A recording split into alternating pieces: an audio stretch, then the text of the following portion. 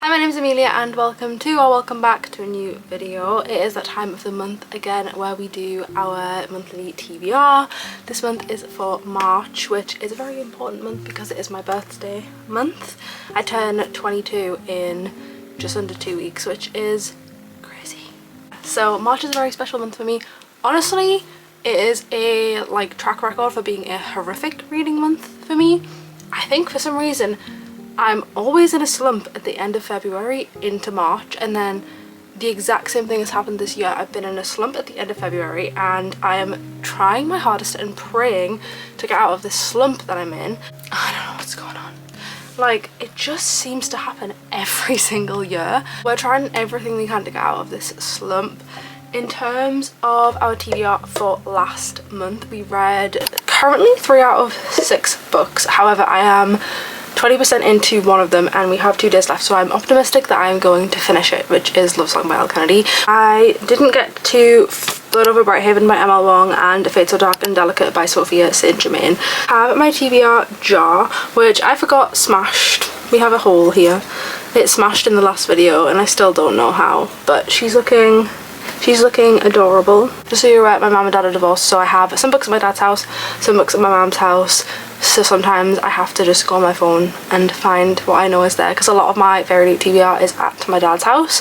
Currently we're at my mum's. Let's pick prompt number 1. I feel like we dig deep for this one. We have upside down, yeah. Enemies to lovers trope. So obviously, like a classic, I feel like there's going to be so many options for this, like a ridiculous amount of options.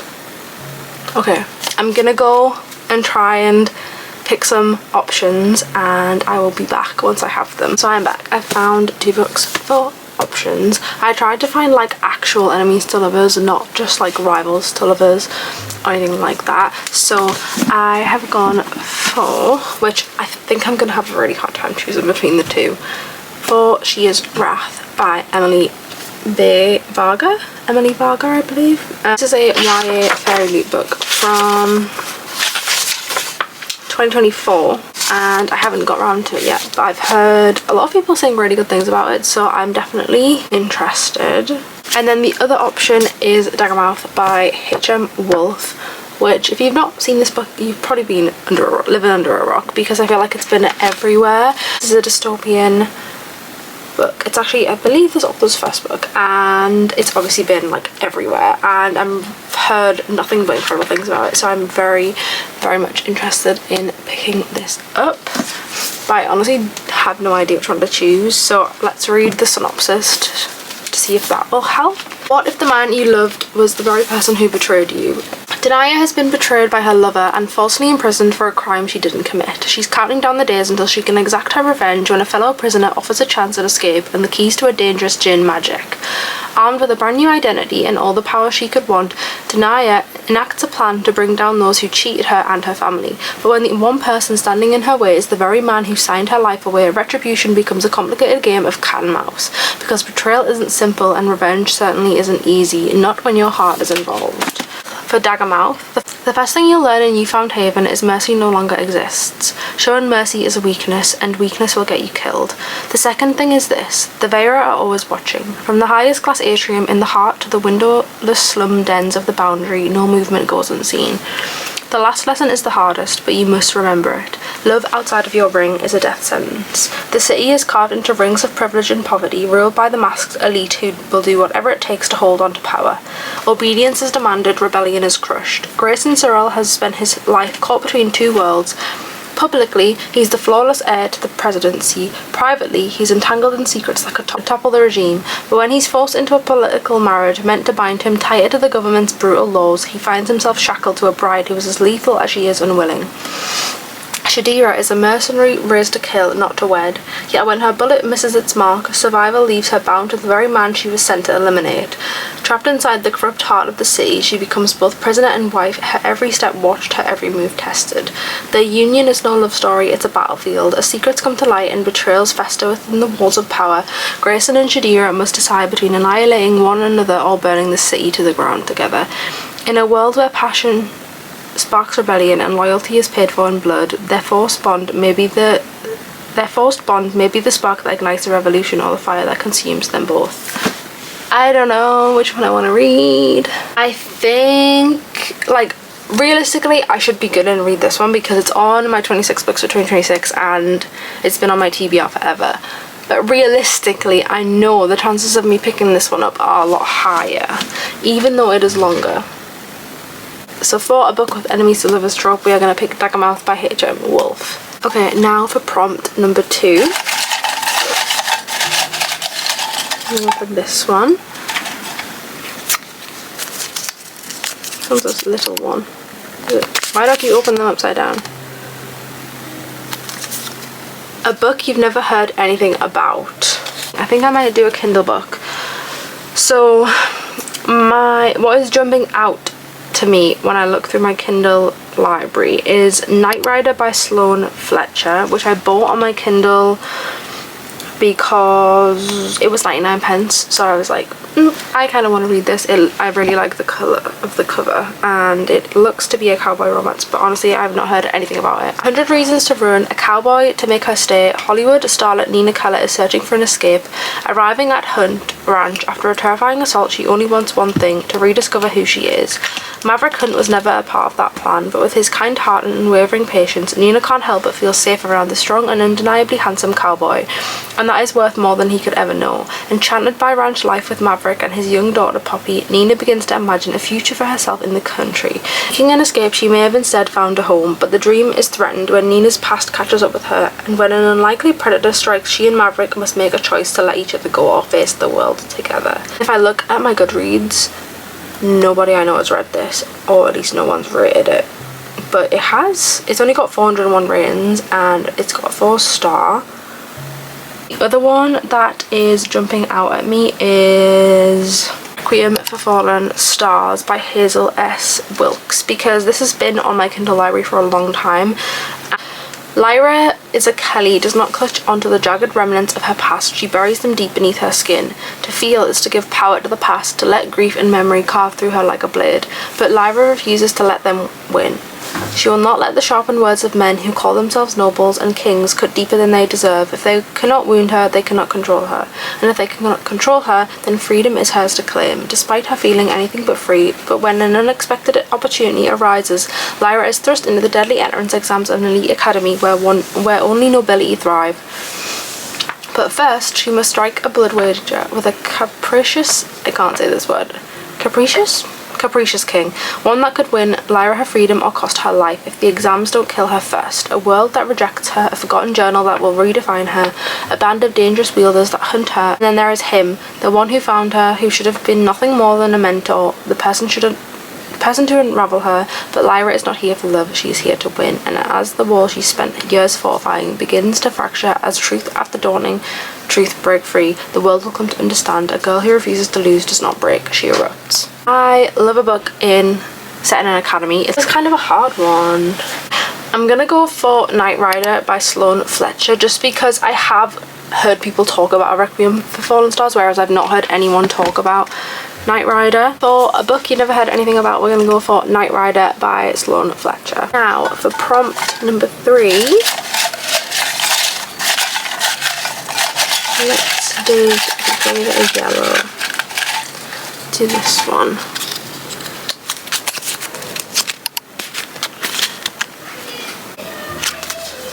Most recent book mail. Oh my god, I was kind of hoping we'd get something like this.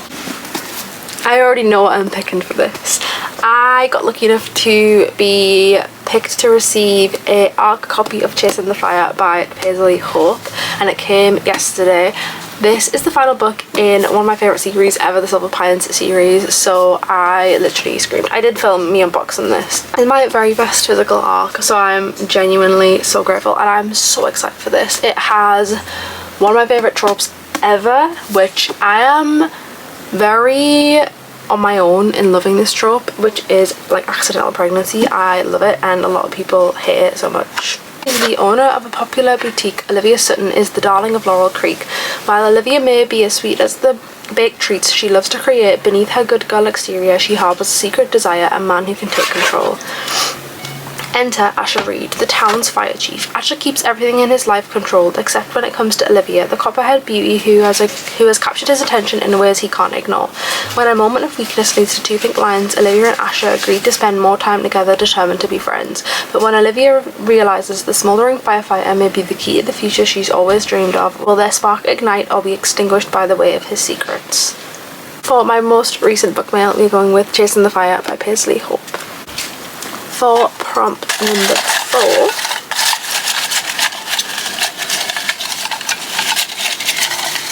this one. Ew. Is it going to be upside down again? Is this upside down? Yeah. We have a self-published author. I think I have any on my shelves that I haven't read yet. Actually, I've got a few series that I'm in the middle of. I think A Requiem for Fallen Stars could be self-published, actually. Yeah, it is. Should we just pick that? It's been on my Kindle library for a long time, so I feel like maybe we should just pick that. So for a self-published author, we're going to go for A Requiem for Fallen Stars by Hazel S. Wilkes. For prompt number 5...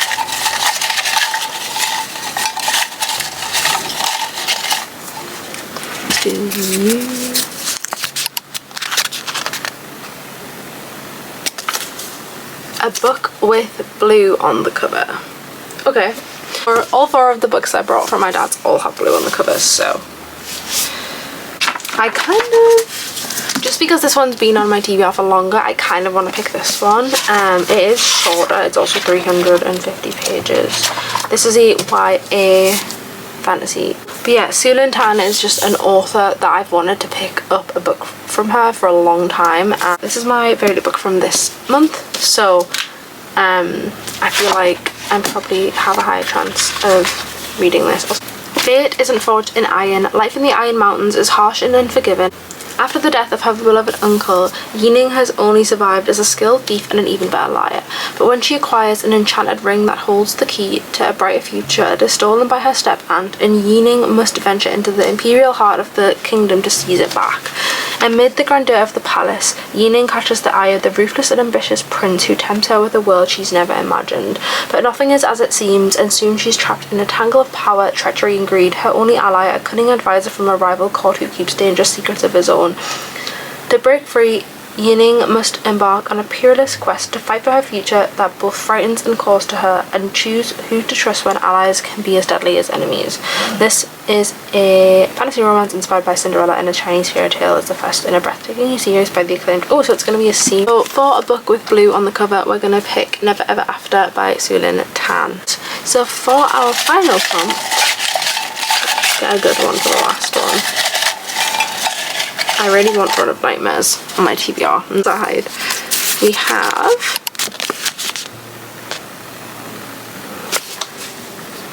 Read a Book with Pink on the cover. Wait a minute. I know what I'm picking.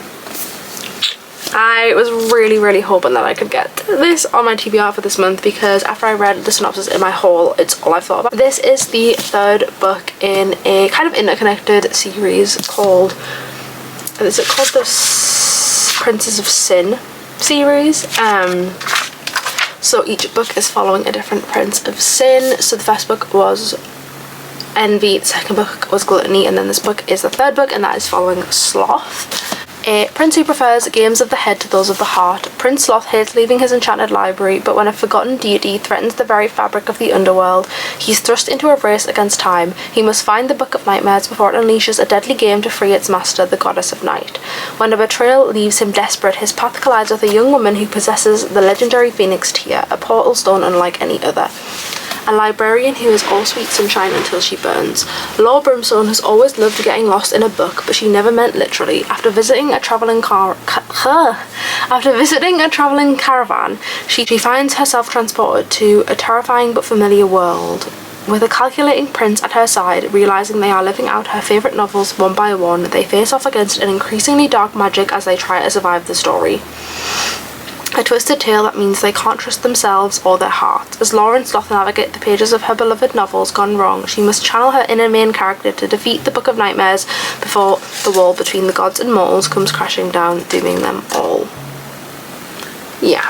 When I read this, I was literally like, it's kind of a crazy premise and I'm really excited to read this. So that was the final prompt.